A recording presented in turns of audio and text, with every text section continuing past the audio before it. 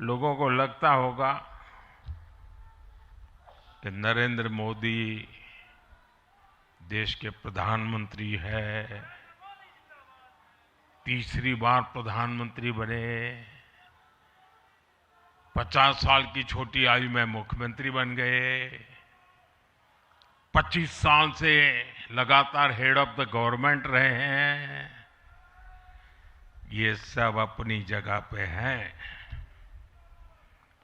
लेकिन इन सब से भी बड़ी चीज मेरे जीवन में है, मैं भारतीय जनता पार्टी का कार्यकर्ता हूं। ये सबसे बड़ा गर्व है। और जब बात पार्टी के विषयों को आती है, तब माननीय नितिन नवीन जी, मैं एक कार्यकर्ता हूं, वे मेरे बॉस हैं।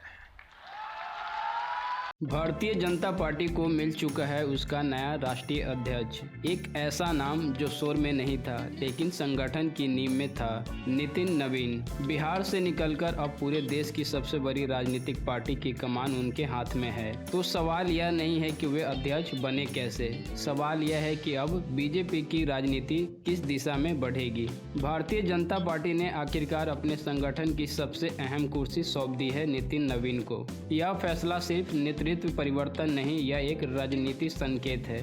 बीजेपी ने यह साफ कर दिया है कि अब पार्टी चेहरे से ज्यादा संगठन और अनुशासन पर भरोसा करेगी।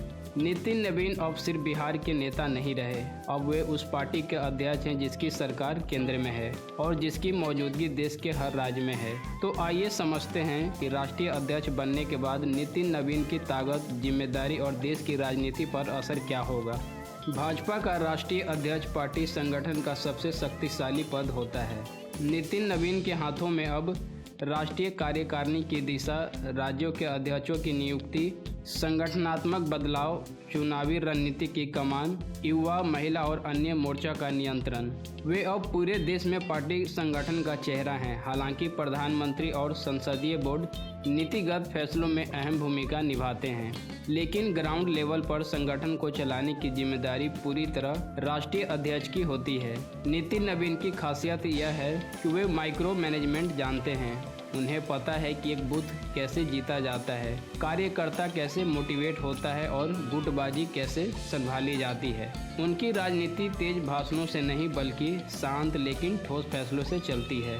अब बात करते हैं सुरक्षा, सुविधाएं और प्रोटोकॉल की।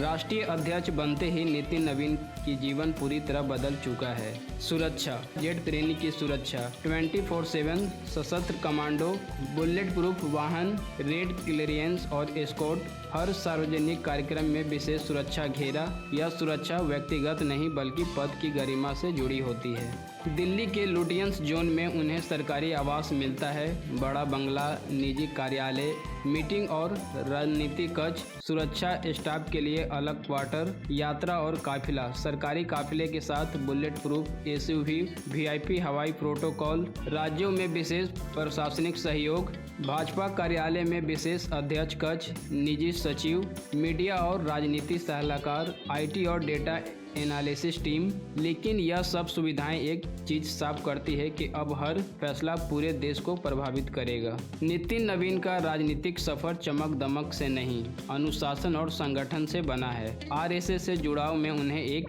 कार्यकर्ता वाली सोच विकसित की। वे मंच से ज्यादा मीटिंग रूम में सक्रिय रहे। बिहार में उन्होंने खुद एक भरोसेमंद, लो प्रोफाइल लेकिन असरदार नेता साबित किया। उन्हें अध्यक्ष क्यों बनाया गया? पहला कारण उनका लंबा संगठनात्मक अनुभव।